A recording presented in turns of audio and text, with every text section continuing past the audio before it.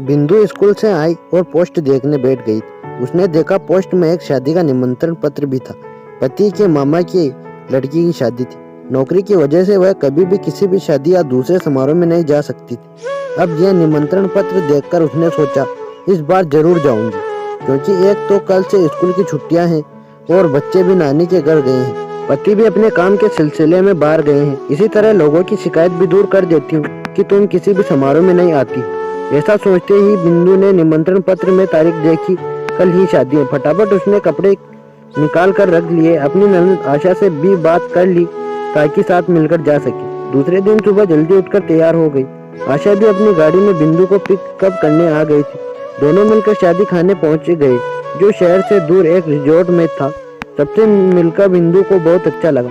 मामा जी और मामी जी तो बिंदु को देखते ही खुश हो गए, क्योंकि बिंदु बहुत कम लोगों से मिलती है। उन्होंने दोनों से नाश्ता करके आने के लिए कहा। आशा में नाश्ता करके डाइनिंग हॉल में पहुंचे।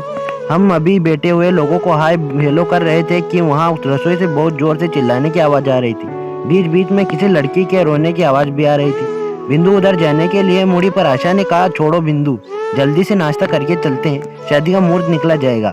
बिंदु ने कहा, रुको आशा, एक बार देख कर आती हूँ आखिर माजरा क्या है। वहाँ जाकर देखा मैनेजर किसी पर चिल्ला रहा था कि तूने चोरी की है। वह लड़की गिड़गिड़ा रही थी कि साहब मैंने चोरी नहीं की है, आपने मुझे जो खाना खाने के लिए दिया है उसे ही अलग रखा है। सोचा घर जाकर बच्चों को खिलाऊंगी, क्योंकि मेरे बच्चे घर में भूखे हैं। मैनेजर उसकी बात सुन नहीं रहा था। जैसे बिंदु वहाँ पहुंची सब चुप हो गए। मैनेजर ने कहा, मैडम कोई बात नहीं, आप जाइए, मैं संभाल रहा हूँ। शायद उसने हमें मामा जी और मामी जी के साथ मुझे बात करते हुए देख रहा होगा। उसी समय लड़की ने पुकारा, टीचर। मैंने जल्दी से पलट कर देखा कि मुझे यहाँ टीचर कहकर कौन पुकार रहा है।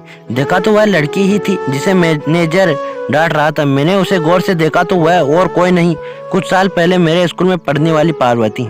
मैंने कहा, पार्वती तुम यहाँ क्या कर रही हो? तुम्हारी तो शादी हो चुकी है ना, तुम्हारे पति कहाँ है? उसने कहा, टीचर आपने मुझे कितना समझाया था कि पढ़ाई कर ले फिर शादी करना, पर मेरे माता पिता ने न आपकी बात सुनी न मेरी। आज देखिए मेरे पति को कैंसर है और मेरे 2 बच्चे हैं। उन सबका पालन पोषण करने के लिए मुझे यहाँ बर्तन मांजने के लिए आना पड़ा। घर में बच्चे भूखे हैं और पति के लिए दवाइयों का इंतजाम करना है। समझ में नहीं आता कि इतना पैसा कहाँ से लाऊं। बिंदु उसे बाहर लेकर आई और उसके हाथों में 1000 रुपए रखकर कहा, पार्वती अभी मैं इतना ही दे सकती हूँ। पार्वती फूट फूट कर रोने लगी। बिंदु ने कहा, पार्वती जीवन में सुख दुख तो आते ही हैं। जो तुम्हारे साथ हुआ है उसे हम बदल तो नहीं सकते, पर हाँ तुम अपने आप से वादा करो कि अपनी बेटियों को पढ़ा लिखा कर उन्हें आगे बढ़ाने का मौका दोगी।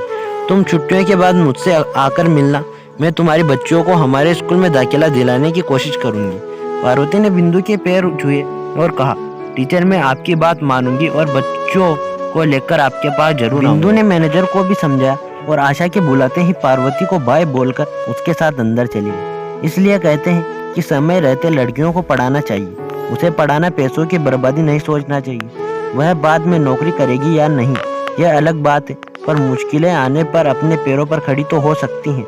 दूर की सोच होनी चाहिए, आज की नहीं कल के बारे में सोचना चाहिए। तो दोस्तों, हमारी इस कहानी के बारे में आपकी क्या राय है? और हमारे समाज में बिल्कुल ऐसा ही होता है और गाँव में अभी भी ऐसा ही होता है कि लड़कियों को पढ़ाना एक बोझ समझते हैं लोग। तो आपकी क्या राय है, इसे कमेंट करके ज़रूर बताइए और मिलते हैं नई कहानी में। तब तक के लिए जय हिंद जय भारत।